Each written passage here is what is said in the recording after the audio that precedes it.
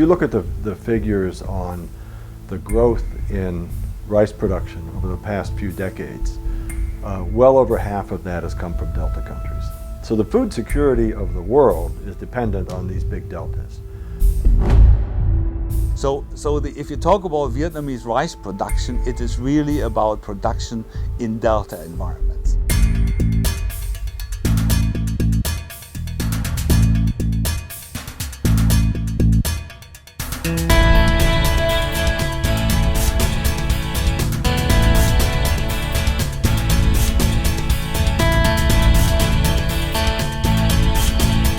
To understand the rice farming system in the Mekong Delta, you need to understand the complex of the water dynamics. And climate change is only going to make it more complicated. Four things will going up with climate change. Both salt and freshwater will going up, temperature will going up, greenhouse gas will going up, and population will going up. Three things will going down, rainfall will going down, farm labor will going down, and the available farmland will going down. But Vietnam wants the amount of rice it exports and its quality to both go up.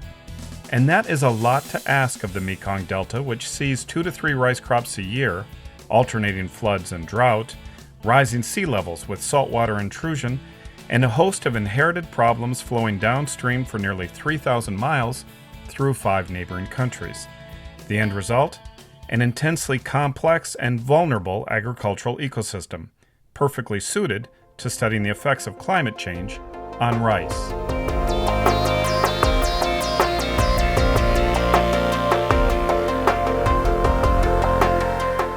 If the farmer need for the salinity, okay, we give for them.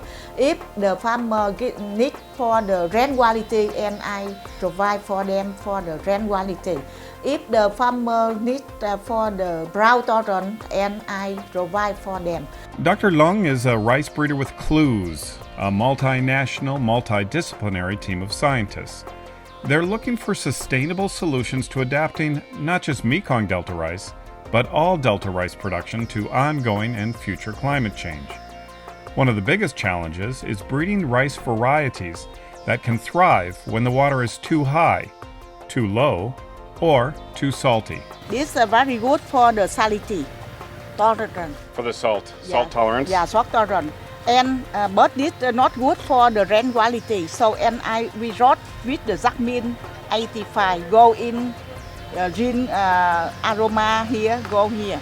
Another CLUES priority is greenhouse gas emissions.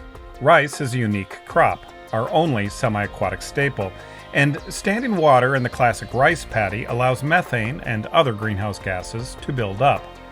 CLUES is investigating alternating periods of wetting and drying, or so-called AWD, to reduce both greenhouse gas buildup and water use. Under AWD, we can reduce about from 30 to 50% of methane emission. Vietnam has 2 ambitious goals for its rice sector.